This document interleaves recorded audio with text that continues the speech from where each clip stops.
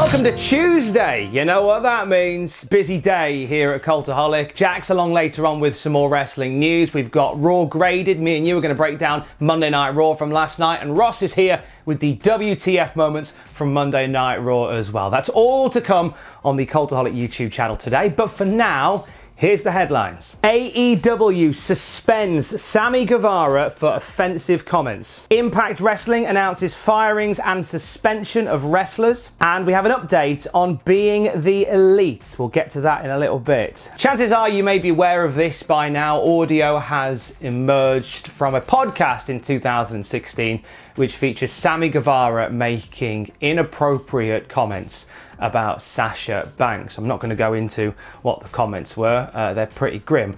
Following this, Sammy Guevara sent out a tweet apologising, saying, "I've made stupid, inappropriate and extremely offensive comments in my past. In my idiotic mind, I thought I was being funny in using words and terms that represent nothing but horror and pain. I am truly sorry for my hurtful words and actions. I will never forgive myself." That is, of course, in regards to the comments he made about Sasha Banks on a podcast in 2016. AEW issued the following statement shortly after this as well, saying, "AEW insists on doing our part to create a world of understanding and respect for humankind. We therefore strongly condemn the extremely offensive and hurtful words of Sammy Guevara. As such, effective immediately, Sammy is suspended without pay until further notice. Sammy has agreed to undergo extensive sensitivity training and, upon completion, his future status with the company will be re-evaluated. During his suspension, his salary will be donated to the Women's Center of Jacksonville. Swift action from AEW towards Sammy Guevara." Following this, Sasha Banks made a statement on her own social media accounts that said the following. "Earlier, I spoke with Sammy. He apologized and we had an open discussion. Words like the comments he made, jokingly or not, have absolutely no place in our society. I don't condone or tolerate this kind of behavior. What one thinks is just a side comment can have a massive impact on someone else's life and can send the wrong message. We have to hold ourselves accountable for our actions and the words that we say. And I hope this situation shows him that. I hope from this point on, in order for growth and change within our community to take place, we can continue to have these conversations. No person, man, woman or child should ever be subjected to a feeling of fear or any unsafe environment. We have to do better, not just for ourselves, but for generations to come." Signed, sincerely, Mercedes Venado. A really strong showing of character by Sasha Banks through this. So Sammy Guevara was set to be on Dynamite tomorrow night. That match with him and Matt Hardy is obviously no longer happening. His suspension begins immediately. So it will be Santana from the Inner Circle facing Matt Hardy instead. They're still doing the thing where you choose which version of Matt Hardy competes, but this time it will be against Santana as opposed to Sammy Guevara. Still many more people coming forward as part of the speaking out movement. People bravely telling their stories of harassment and abuse within the wrestling industry. And we are seeing swift action taken by companies in terms of investigating and in some cases dealing with the people individually. Impact Wrestling released the following statement to the Wrestling Observer, and it says as follows. "Impact Wrestling confirms that it has terminated its contracts with Dave Christ and Joey Ryan effective immediately. In addition, it has suspended Michael Elgin pending further review of allegations and misconduct."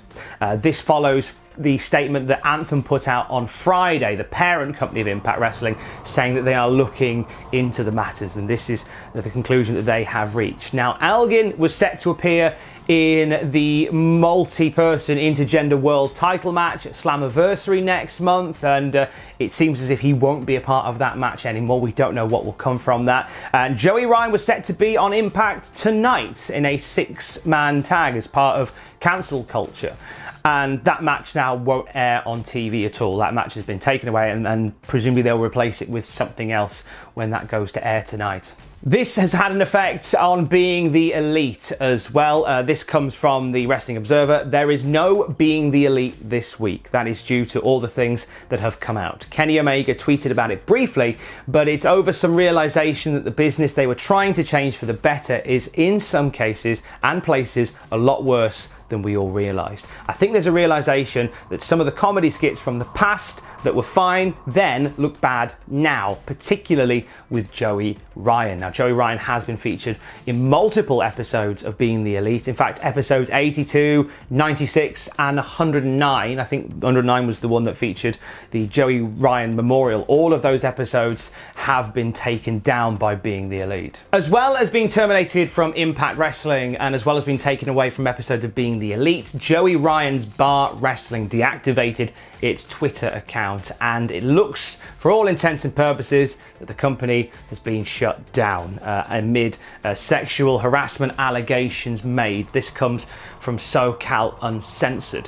Also, Bootleg Theatre, which is the home of Bar Wrestling, has also ended their relationship with the promotion following the allegations made against Joey Ryan. Just in an update from yesterday, we talked about Progress Wrestling. Major management changes at the very top of Progress following allegations made against multiple people within Progress. This is the statement that they put out, which basically shows their state of address for right now. They say the last 24 hours have been an eye-opener. Words are not enough. With that in mind, we will build this from the ground back up. We are shutting everything down until we're happy enough with the changes that we make to reopen. We will be the pioneer for change that this industry needs at the moment. Our first priority is safeguarding the talent, crew and the fans. We are talking with the police and we are close to finalising something that we are super proud of and that we can share across every promotion. We know people are keen to know the revamped company structure. Vicky, Lucy, Michael and James are in control of every single element and there is no involvement from anyone else. John remains the owner of Progress, but we have complete control of everything. Neither Glenn nor Matt are involved in any capacity, financial or otherwise, nor are they returning. John has trusted us with this, and we applaud his bravery in both this and the health battles he finds himself in. Starting as we mean to go on, we will be fully investigating the posts about Michael Oku that have been placed online.